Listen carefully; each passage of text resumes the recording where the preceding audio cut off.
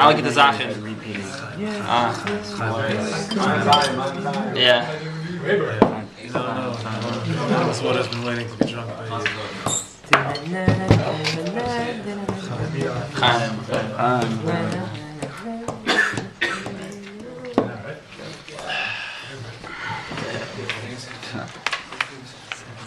Sheets. Oh. Yeah, sheets. It's the redemption of sheets. Sheets were made in Kapiofi. Looks like Danish butters. This is serious paper. They're from Eretz Israel. It's very good paper. Papers is a paper. They're good papers. Good paper, friends. I know where I'm coming. Now you have to bring good papers. Except for my side. This is serious. Very wide. This is a wide. Judah, look, it's Daniel Schwetter's Twitter avatar right there. You can take a deep breath of them because they're from Eretz Have you Israel. always done pictures or other pictures? No, expensiveness.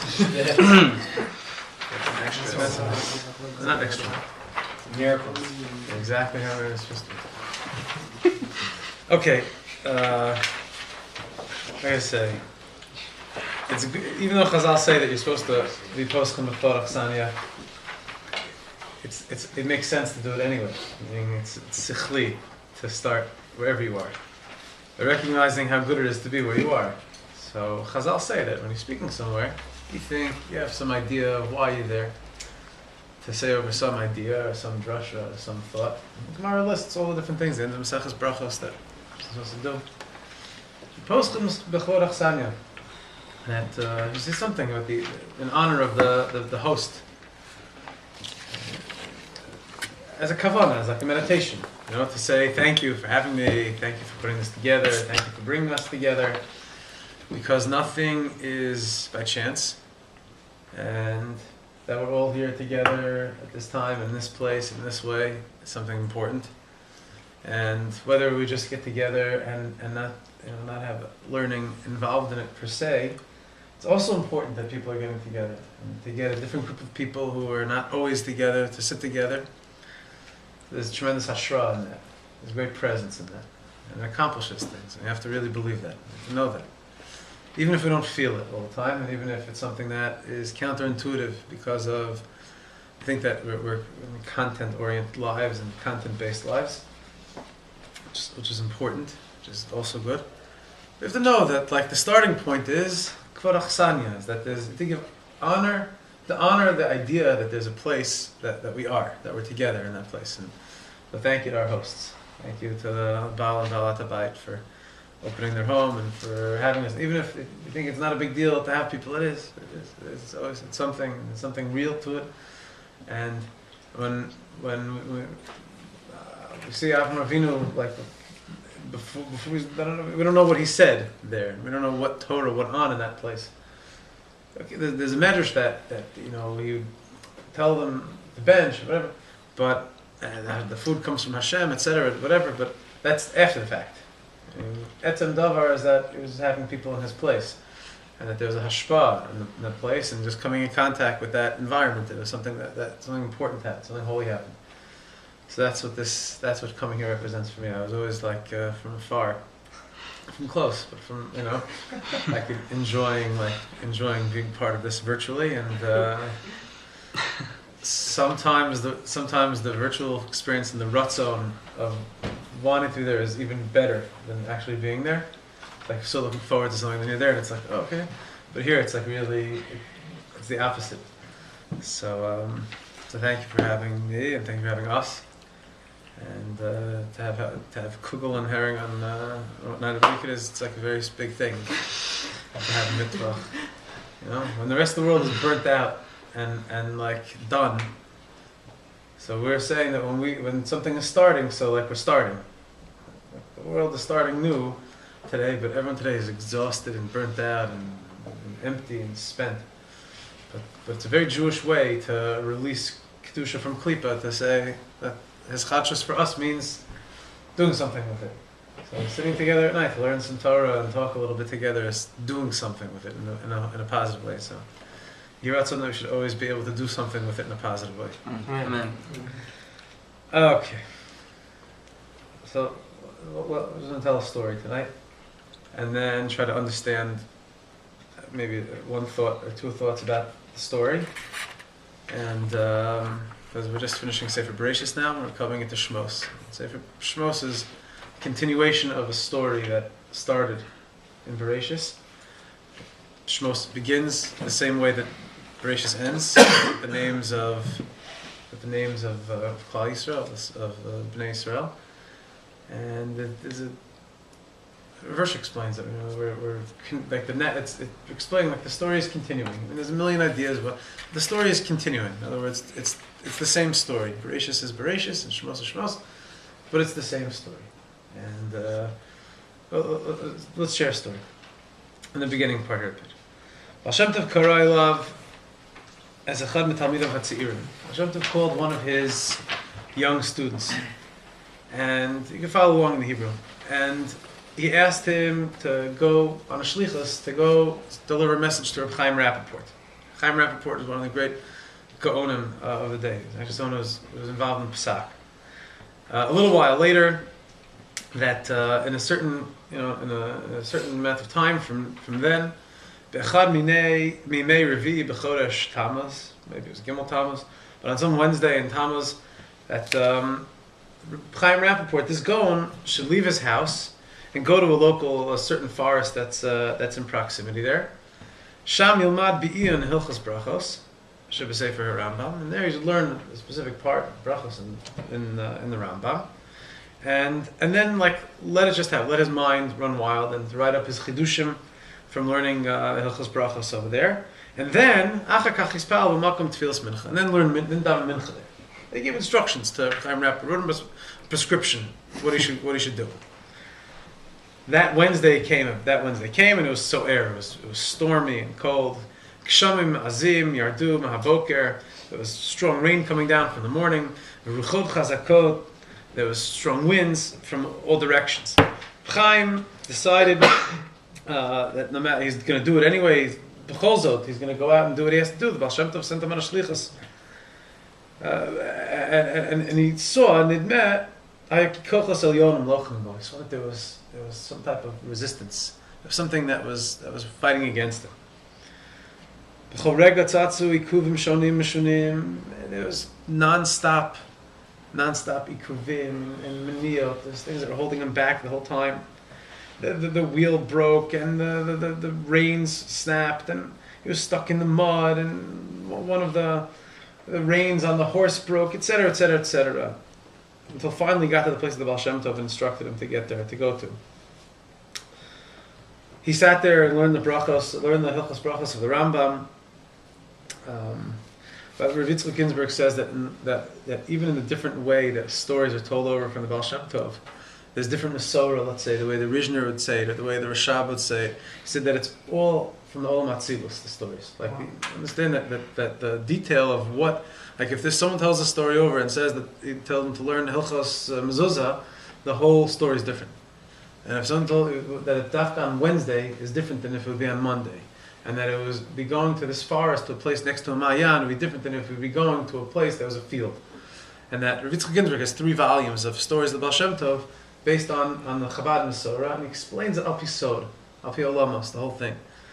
So I don't know, I'm being more careful these days, like when reading like stories, that to understand that the embellishment is nice, but understand the Masorah. So it's really using the Chabad Masorah on this one.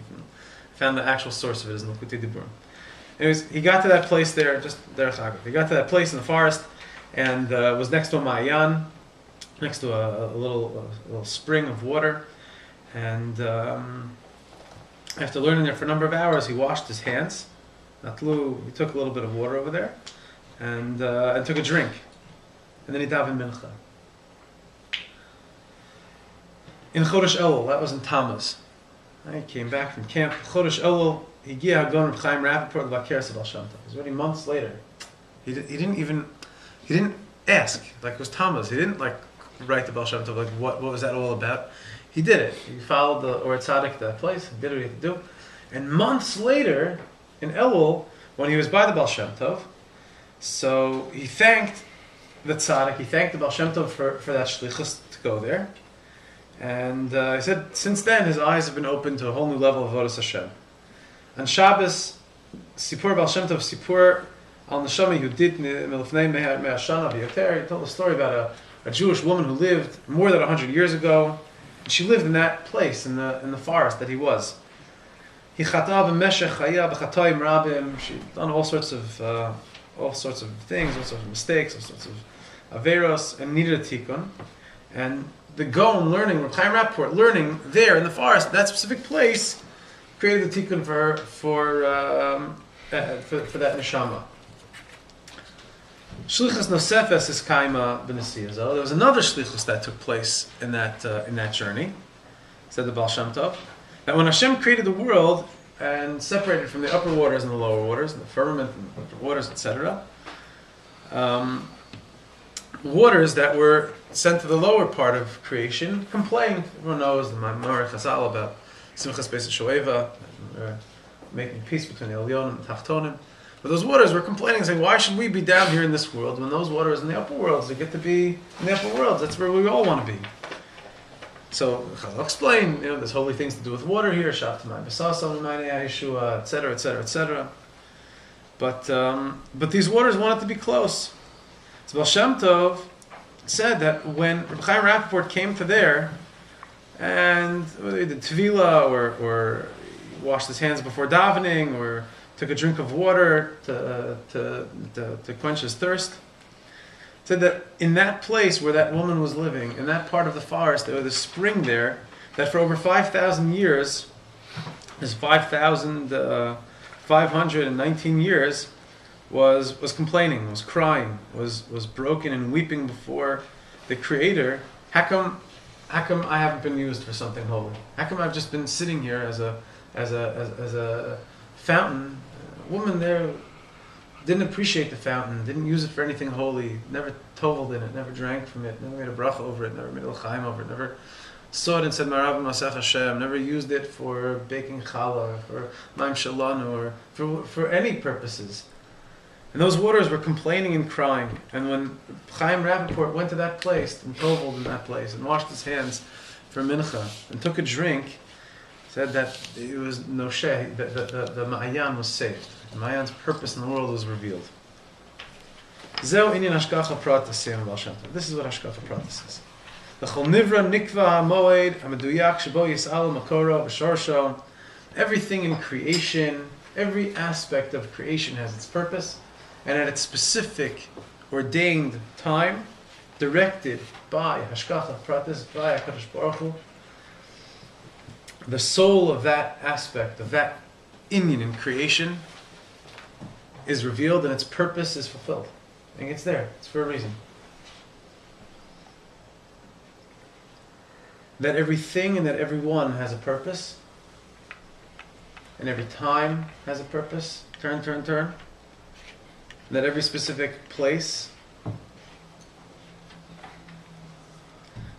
It's the foundation of all mystical thought, and it's the foundation of all just basic fundamental thinking as a Jew. Understand that anything that exists in a number of dimensions. If something exists in time, it exists in place, and it also exists in the soul and the individual, and it manifests itself in the soul and the individual. And not just that, but that there are numerous different narratives and stories and streams of tikkun and fulfillment of purpose that are taking place at the same time. Reb Chaim Rappaport needed to be in that place at that time. It had to be him. It couldn't be someone else. Hashem called a Talmud and sent him to Reb Chaim Rappaport to tell Reb Chaim Rappaport to go there. If it was just about the bracha being made on the water there, it was just about the woman needing a tikkun, so then it could have sent the Talmud to go learn something there. But it had to be that person, Reb Chaim Rappaport, in that place, learning that specific keta from the Rambam and Brachos. And it wasn't like the Baal Shem Tov knew the place, he could have gone himself. There's just so many different parts, there's so many different stories, so many different storylines that are intersecting in this Maisa. And there's so many different storylines that are intersecting in our own lives every moment. Meaning there's our own story, there's our own narrative, there's what's unfolding in our own life. between the Nefesh Bahamis and the Shama Lokis, there's a tension between the Or V'choshech Berbuvia inside of me. And then there's that struggle of Kodesh and Chol that's unfolding in the way we relate to Shabbos and we relate to the week. And then there's the tension that exists in Chutz La'aretz versus being in Eretz Yisrael. And that's all taking place constantly inside of every one of us. And then you involve the people that are closest to you, the relationships we have with our parents. Sometimes there's so many tricky things there, so many confusing or challenging and beautiful and sweet things that, and that itself is a story. And then there's, God willing, our own children, and that's a whole other thing of the way but those stories are connected. Those stories are connected. And then, let alone our siblings, and then our friends, and then our community, and our neighborhood, and the place that we live, and the place that we're coming from, and the place that we're going. It's not arbitrary. It's meaningful. It's not arbitrary. It's meaningful. It's not by chance. It's not by mikra. It's something which is meaningful. We all know this. We all know this, and this is something that we're all familiar with. There's nothing, no chiddush. I'm not here to say any chiddush whatsoever. No, this is a place of tremendous chiddush. But don't machadish anything. It's just to be aware of it. It's just to be aware of it. What's the whole? I chose this because I saw the pictures of University of Proceeds pictures. I had this hanging also. I was hanging this in our, I think in our shiur notes. It was hanging in our classroom in the shiur memoration. And it used to be, I think, I don't know, I gave it to somebody, but it was hanging in our place. No, I had it sung also. And for sure it's Remendel for the fast in the middle, right? Gotta be. And like, you know, we think that takes place, that only took place then. That like, they get on some kind of like magical journey and like some magical mystery tour, and they like just go trucking through the Elyonim, and they'd go to some place and daven mincha after Shkia, and there was a clock that was ticking toward when Mashiach is coming, and the world is getting closer to Mashiach in that place, and there's soup there in some inn 200 years ago, that's the only soup that the Baal Shem Tov, and like kind of like create this little like fairy tale world of this holiness taking place and unfolding there and then, and that's not it. It's not like a Shalom Aleichem story that like, you know, happened then, or like some Agnon fable, you know, but the goat and this and then the Chagall windows and there's things flying around, and that's, you know, that's not what it is. Meaning that's what it was then, but then there's this same experience that's unfolding in our lives now, in Upper West Side, in Riverdale, in Teaneck, in the Five Towns, and in Eretz Yisrael, and in the forest here, and in the highway there, and it's unfolding in our lives. Sefer Shmos is like the beginning of a trek. Klal Yisrael is going from Kodesh to Chol. They're going from Eretz Yisrael to Eretz Canaan and to Chutz La'aretz. And Yaakov is afraid of that journey. He's fearful of that. For good reason. Hashem comes to him, B'maros Laila, because he's going into Chutz La'aretz. And there's all different understandings. What he was afraid of is it he's going to lose Gilu Shechina in Chutz La'aretz. He didn't know. They're going to assimilate. What's going to happen to his children, to his Einiklach. What's going to be? What's going to happen with Ephraim and Menashe? Like what's going to go on there in Egypt? It's a low place. It's Eretz Haaretz. What's a Yid doing in a place like that? On the other hand, he knew this is part of the story. The Bris Ben Absarim is very clear that he has to go there. He has to be there. It's part of the story. The Brit Ben Absarim is part of the story. Is that you're going to go? Vavadum v'inu otam arba me'ot shana. It's part of it. He knows that it's part of the story. But there's going to be some difficulties. There's going to be some challenges there. It's going to be